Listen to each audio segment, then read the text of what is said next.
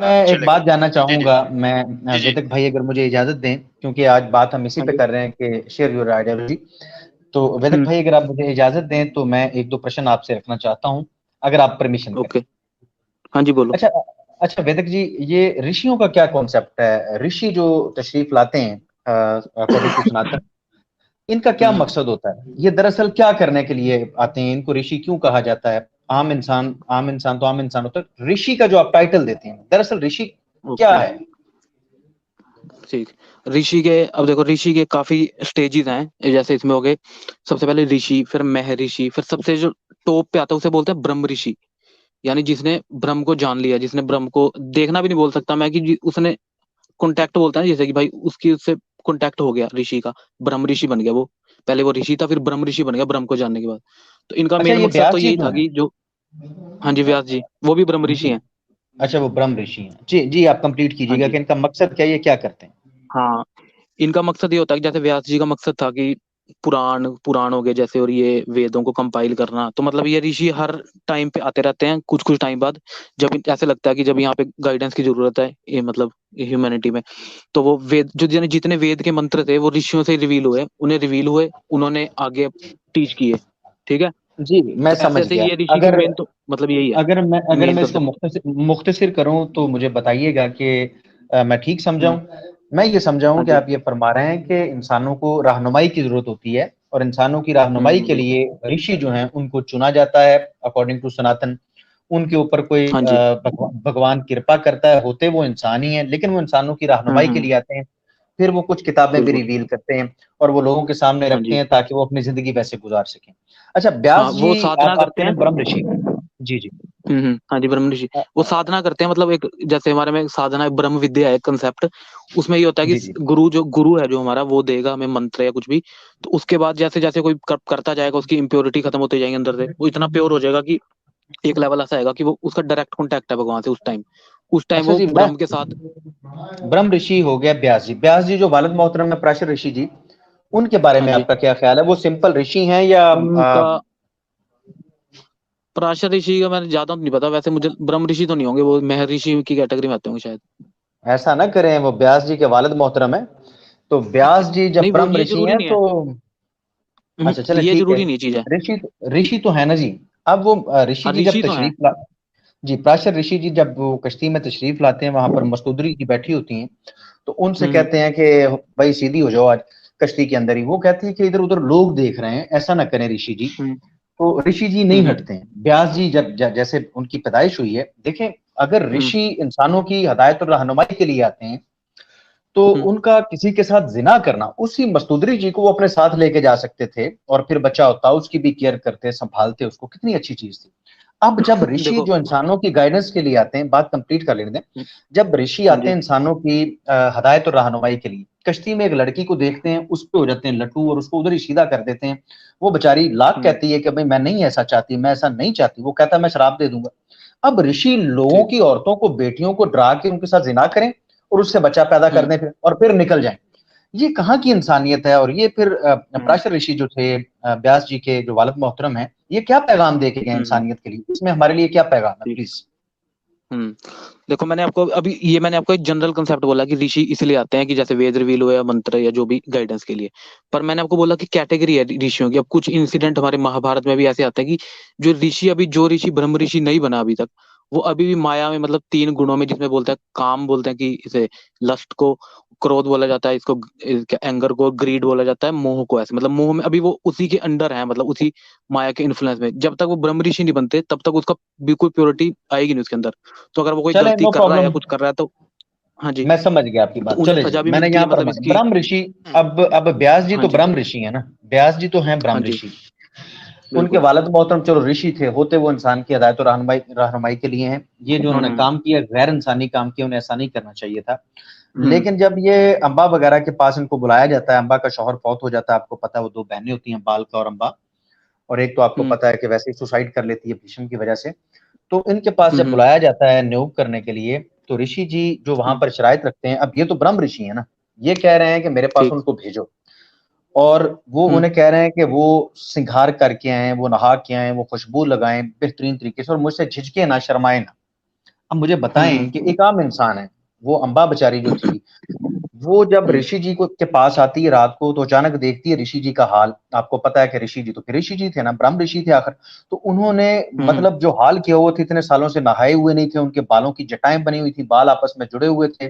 जाहिर बात है कि जो ऋषि थे, ब्रह्म ऋषि थे, फिर आपको पता है वो तपस्या से तो उन्हें मौका नहीं मिलता कि कभी दांत दूध भी साफ कर लें, कोई मूछ वूछ काट लें। तो मतलब उनका वो बुरा हाल और हुलिया देख के वो अम्बा बेचारी डर जाती है, अच्छा। और वो जर्द पड़ जाती है। तो वो कहते हैं कि अब इसको बच्चा होगा, और उसके साथ वो सेक्स कर रहे हैं।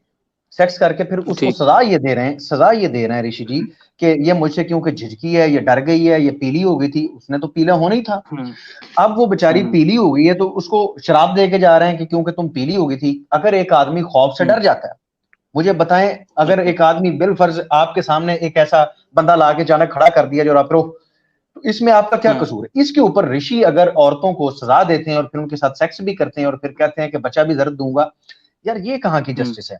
इसमें क्या पैगाम है हमारे लिए? क्या एक बंदा डर जाता है नेचुरली, उसमें उसका क्या कसूर? उसको क्यों पनिश कर रहे हैं ऋषि जी? ठीक। देखो ये आपको फिर अगर आपने बोला ना जैसे वो उनके जटाएं थी मतलब जो भी था, तो वो सिर्फ उनका मेन ये होता है कि वो साधना में लगे रहते हैं, ठीक है। तो उसके बाद जैसे अभी अंबा वाला बोला आपने, ऊपर ऋषि ऐसा काम भी कर सकता है जिससे समाज की भलाई हो सके, जैसे आपने बोला नियोग, क्योंकि उस टाइम ऋषि के अंदर लस्ट नहीं है वो, पर वो काम जिसे हम रिप्रोडक्शन बोलते हैं, वो एक ऐसी एक्टिविटी है जिसे ऋषि कर सकता है बिना लस्ट के। ठीक है, तो आपने ये शराब देने वाली बात बोली, तो इसका ही आगे नहीं महाभारत वेदक उसमें जी, जाओगे जो। हाँ वेदक जी जी। देखिए, मैं आपसे डिसएग्री करूंगा कि लस्ट के बगैर जो है वो नहीं कर सकते। लस्ट नहीं थी और खुद का अगर ये हाल था, तो वो क्यों डिमांड कर रहे हैं कि उसको खूबसूरत होना चाहिए, उसको श्रृंगार करने चाहिए? अगर लस्ट नहीं थी, तो वो कैसे हम्म उसके साथ सेक्स कर सकते हैं यार? बच्चा कैसे पैदा कर सकते हैं? लस्ट ये तो भाई थी, मैं तो वो वही तो कह बोल रहे हैं रहा ना हूँ, जी। ये आपको जो ब्रह्म विद्या वाला कंसेप्ट है वो मैं आपको एग्जैक्ट पूरा समझा भी सकता हूँ। उसमें है कि लस्ट के बिना भी हो जाता है, क्योंकि जैसे हमारे जितने गुरु हैं या जितने होते हैं, उनके अंदर लस्ट नहीं होती, पर ये जो रिप्रोडक्शन का टाइप जो काम है, ये इसे वो ये समझते हैं कि एक नॉर्मल काम है जिसे बच्चा पैदा करने के लिए करना है। तो लस्ट चले वाली छोड़ चीज दें, नहीं है, ये ब्रह्म विद्या वेदक का भाई सबसे छोड़ पहला दें, कंसेप्ट है। वेदक भाई छोड़ हाँ दें, जी, इस ये बात को छोड़ दें। बड़ा टॉपिक हो जाएगा इस ये। चलें, इस बात को छोड़ देते हैं। मैं हाँ जी। आपसे ये पूछता हूँ, ये ब्रह्म ऋषि हैं, ये वो औरत हम्म, जर्द जो हुई थी अम्बा, उनको देख के, उनका हुलिया देख के, अम्बा का कसूर क्या था? हम्म। बस मुझे इतना बता दें। अम्बा जो डरी है, कसूर क्या था अम्बा अंबा का? जो सहमी है, हाँ हाँ अम्बा का कसूर क्या है? भाई, इसके बारे में महाभारत के अगला जो चैप्टर पढ़ोगे ना, शायद वो द्रोण पर्व है, उसमें पूरा बताया हुआ है बिल्कुल कि क्या उसके पीछे मकसद था शराब देने का। ये अगर आप किस दिन टॉपिक रखोगे तो मैं आपको बिल्कुल लाइन वाइज लाके चलें, बताऊंगा। एक ऋषि, असल में मैं इसलिए चाह रहा था कि हम्म। ऋषियों वाला थोड़ा सा कॉन्सेप्ट क्लियर हो जाए, मैं शायद समझ पाऊं। हाँ जी। एक कंदम्ब ऋषि जी थे, आपको पता है कि कंदम्ब ऋषि, आप कहते हाँ हैं कि हाँ। ऋषियों के अंदर डिजायर नहीं होती, ऋषि के अंदर डिजायर थी, वो हिरण बन हम्म। गया था और अपनी पत्नी को उसने हिरणी बना के तो उसके साथ नहीं सेक्स कर रहा ऋषि, था। देखो अब ऋषि पांडु मैंने बोला जब ना कि गया, ऋषि, ऋषि के अंदर भी है ना वो माया के 3 गुण तो हैं ऋषि के अंदर, जो अभी तक जिसने तो ब्रह्म को फिर नहीं नानक देखा, है, फिर आप, तो उसके अंदर तो फिर है आप वो। नानक हैं। अच्छा अच्छा, चले मुझे ये बताएं, वो तो बन गया हिरण और हम्म। हिरणी, कंदम्ब ऋषि और उसकी बीवी। हम्म। अब जो बेचारा पांडु आया है, पांडु, उसको तो नहीं पता बेचारे को, हम्म। वो तो शिकार सर करने के घर से आया। अली रजा उसने सर, ये लास्ट सवाल आपका होगा सर। जी बिल्कुल बिल्कुल बिल्कुल जी, मैं असल में भाई चाहता ये हूँ कि एक या दो ऋषि हुआ, देखो, उसका कसूर ऋषि क्या का था? जो महा, मैं बता रहा हूँ जो पांडु का जितनी कसूर ये क्या था? आती है ना ऐसी ऐसी चीजें जिसमें ऋषि ने कुछ गलत किया है जो किया, तो ये हमें हमें इसी से यही करना है कि हमें जो ऋषि है वो भी अभी उस लेवल पे नहीं पहुंचा मेडिटेशन की, जो बिल्कुल प्योरिटी आ जाए उसके अंदर, तो हमें सीखना है उससे। यही पुराण और महाभारत भी बोलता है कि ऋषियों ने जो भी, कई ऋषि ऐसे हैं, जैसे कुछ ऋषि ऐसे थे जिनको गुस्सा आ जाता था एकदम ही, तो ये बोला जाता है कि उनके अंदर अभी रजोगुण बहुत ज्यादा है। रजोगुण ऐसा होता है कि जिसमें गुस्सा आना, ऐसी चीजें। तो नहीं, हमें ये गुस्सा तो सीखना ब्रह्म उससे ऋषि कि जी को हमें भी आ उस, जाता है। नहीं वेदक जी, ब्रह्म ऋषि जी हैं, व्यास जी, गुस्सा तो उनको भी आया। वो बेचारी एक नेचुरल डरी है अम्बा, उसको भी श्राप देगा कि तेरे ये बच्चा पीला ही होगा। तो ये तो बात ना ये करें, वाला जो इनके है अंदर ना, गुस्सा तो खत्म नहीं होता ना। ये मैं कह रहा हूँ, ये जो ब्रह्म ऋषि वाला है ये आगे एक्सप्लेन किया हुआ महाभारत में, क्यों किया था अम्बा के साथ, जैसे कई चीजें हैं, तो वो आपको अगर वो किसी तो दिन वो हमें पता है रखोगे तो क्यों मैं किया था। बिल्कुल वहां से लाइन उठा के लाऊंगा, फिर आपको मैं वो तो हमें एग्जैक्ट बताऊंगा चल कहाँ लिखा वो तो उन्होंने बता दिया ना जी। चले खैर जी, चले वेदक चले जी है। बहुत ये फिर शुक्रिया। अच्छा अलग टॉपिक हो गया अच्छा, ना। मैं अली रजा, वैदिक भाई, मैं सिर्फ लास्ट में ये पूछना चाहता हूँ कि आज के दौर में, हाँ जी, कोई आपका है कोई ब्रह्म ऋषि? आज के दौर में हाँ कुछ संत हैं हमारे इंडिया में जो जो ब्रह्म विद्या को जानते हैं, कुछ कुछ हैं, कोई कोई।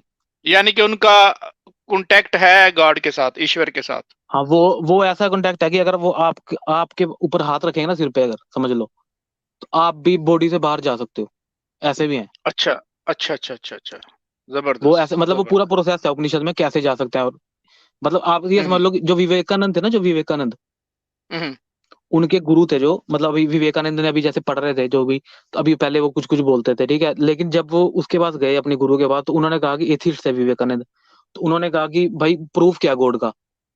तो उसके गुरु ने कहा कि मैं प्रूफ हूँ गॉड का। उसने कहा कैसे। तो उसके गुरु ने उसकी छाती पे लात रखी, उनकी बुक में भी लिखा है बायोग्राफी में।